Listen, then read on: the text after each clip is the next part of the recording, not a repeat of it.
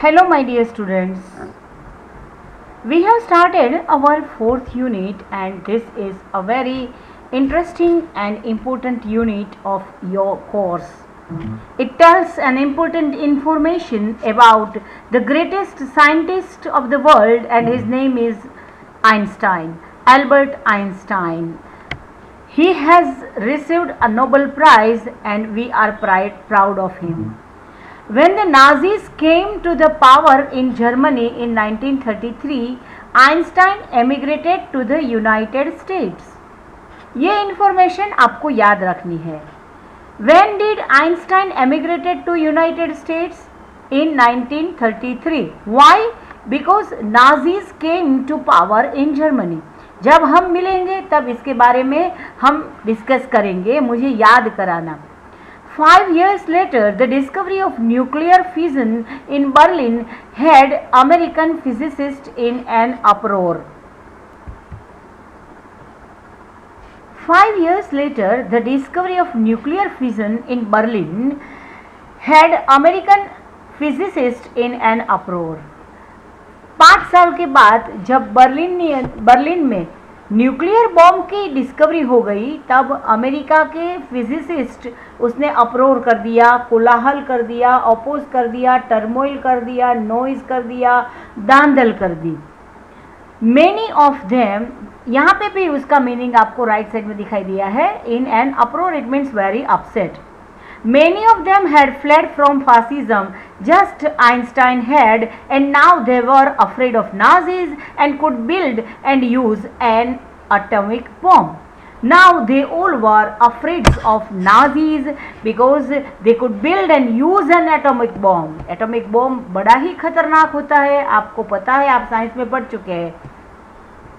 आगे बढ़ते हैं. At the urging of colleague, Einstein wrote a letter to the American President Franklin D. Roosevelt on 2nd August 1939, in which he warned a single bomb of this time exploded in a port might very well destroy the whole port together with some of the surrounding territory. With urging of colleague it means सहकर्मचारी, urging it means request. At the urging of a colleague, अपने सहकर्मचारी की request से Einstein wrote a letter to the American president.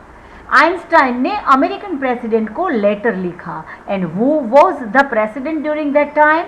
Franklin Roosevelt. आपको ये नाम याद रखना है. On 2nd August 1939, 2nd अगस्त, ये अगस्त मंथ ही चल रहा है, तो कितने सालों के बाद, तो आप 2020 को माइनस कर सकते हैं 1939 से. तो इतने सालों पहले आइंस्टाइन ने फ्रैंकलिन रूजवेल्ट, जो अमेरिका के प्रेसिडेंट थे, उसको लेटर लिखा. क्या लिखा? ही वॉर्न, उसने वार्निंग दी, चेतावनी दी. क्या चेतावनी दी? A single bomb of this time exploded in a port might very well destroy the whole port together. इस टाइप का जो बर्लिन ने डेवलप किया है, ऐसा बॉम्ब अगर कोई पोर्ट पर, पोर्ट यानी बंदर होता है ना, इसे क्या बोलते हैं? पोर्ट. पोर्ट पे एक्सप्लोड कर दिया गया, उसका धमाका होता है, तो very well destroy the whole port together. अगर ऐसा धमाका कोई पोर्ट के ऊपर कोई कर दे तो पूरा पोर्ट डिस्ट्रॉय हो जाएगा with some of the surrounding territory. His words did not fail to have an effect. His words did not fail to have an effect. ऐसा नहीं है कि उसके वर्ड्स की कोई असर नहीं हुई. The Americans developed the atomic bomb in secret project of their own and dropped it on Japanese cities of Hiroshima and Nagasaki in August 1945. His words did not fail to have an effect. कोई effect उसके words के ने जो warning दी थी, इसकी कोई effect नहीं हो सकती. अमेरिकन ने डेवलप किया एटॉमिक बॉम्ब, और 1945 के अगस्त मंथ में हिरोशिमा और नागासाकी नाम के 2 जापानीज सिटीज़ पर ये बॉम्ब्स ड्रॉप कर दिया. बहुत ही बड़ा विनाश हुआ था. Einstein was deeply shaken by the extent of the destruction. Destruction, it means vinash. To be shaken by, it means वो अपने भीतर से थ्रू उसको, he was shivering, he was moved, he was shaking by the extent. उसको बहुत ही बुरा लगा जिस हिसाब से डिस्ट्रक्शन हुआ था. This time he wrote a public missive to the United Nations. Missive, it means long and official letter. पहले तो उसने पर्सनल लेटर लिखा था प्रेसिडेंट रूजवेल्ट को, लेकिन फिर भी रूजवेल्ट ने उसके वर्ड्स का कोई रिस्पेक्ट नहीं रखा और बॉम्ब डेवलप किया और किस 2 सिटीज पर गिराया? हिरोशिमा और Nagasaki. But the destruction was so heavy, विनाश इतना बुरा था कि दिस टाइम आइंस्टाइन अंदर से हिल गए. He was shaken by the extent of the destruction, and this time उसने missive it means a letter, especially long and official letter लिखा of world government. Unlike the letter to Roosevelt, this one made no impact. जैसे ही उसने comparison किया है कैसे कि Roosevelt को letter लिखा था, इसका कोई असर नहीं हुआ, इफेक्ट नहीं हुआ, इसी तरह भी वर्ल्ड गवर्नमेंट को आइंस्टाइन ने लेटर लिखा था, उसका भी कोई इम्पैक्ट, कोई असर, कोई प्रभाव नहीं पड़ा. But over the next decade Einstein got ever more involved in politics, agitating for an end to arms build-up, using his popularity to campaign for peace and democracy. But in next 10 years में, decade यानी 10 years, century यानी 100 years, Einstein got ever more involved in politics. Einstein politics में, राजकारण में ज़्यादा involve हो गए. Agitating for an end to the arms यानी हथियार के प्रोडक्शन का उसने अपोज किया. यूजिंग हिज पॉपुलैरिटी, और उसकी पॉपुलैरिटी तो समाज में थी ही क्योंकि वो नोबेल प्राइज विनर थे, बहुत बड़े साइंटिस्ट थे और वेरी इंटेलिजेंट पर्सन थे. तो उसने पीस एंड डेमोक्रेसी, शांति एवं लोकशाही का उसने कैंपेन शुरू किया. When Einstein died in 1955 at the age of 76, he was celebrated as a visionary and world citizen as much as scientific genius. वो साइंटिफिक जीनियस तो थे ही, लेकिन 1955 में जब आइंस्टाइन की डेथ हुई, he was 76 years old. 1955 हमें डेमोक्रेसी मिल गई थी, हमें स्वतंत्रता मिल गई थी 1947 में. उसके बाद आइंस्टाइन की डेथ हो गई और तब वो 76 years old थे और he was celebrated as a visionary. Vision यानी दृष्टि, विजनरी इट मीन्स दृष्टि संपन्न व्यक्ति, a person who can think about the future in an original and intelligent way. Visionary person यानी कि एक ऐसा आदमी जो फ्यूचर को, भविष्य को अपने ओरिजिनल एवं इंटेलिजेंट पॉइंट ऑफ व्यू से देख सके. ऐसे आदमी को क्या कहते हैं? Visionary person. तो when Einstein died in 1955 at the age of 76, he was celebrated as a visionary and world citizen as much as a scientific genius. ये पॉजिटिव डिग्री है.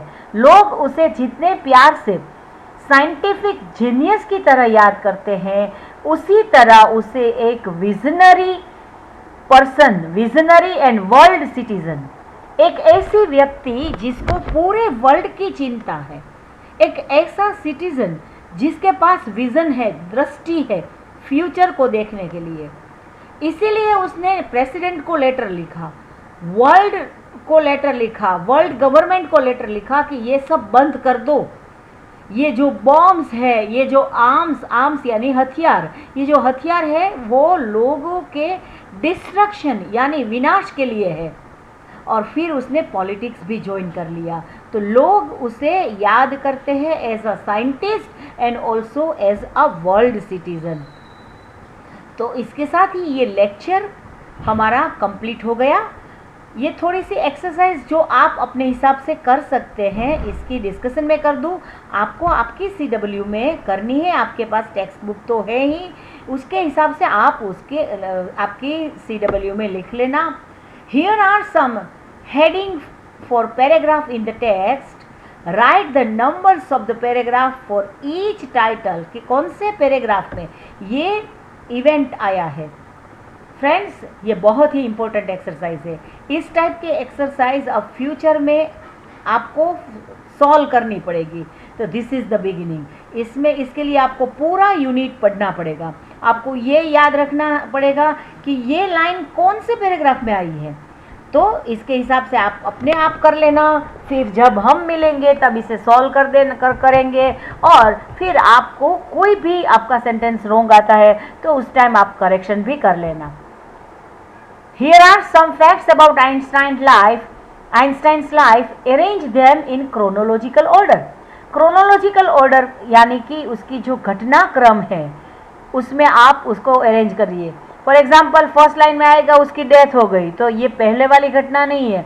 तो पहले वाली घटना कौन सी है, तो उसको नंबर दो। और इसके लिए भी आपको पूरा लेसन पढ़ना पड़ेगा।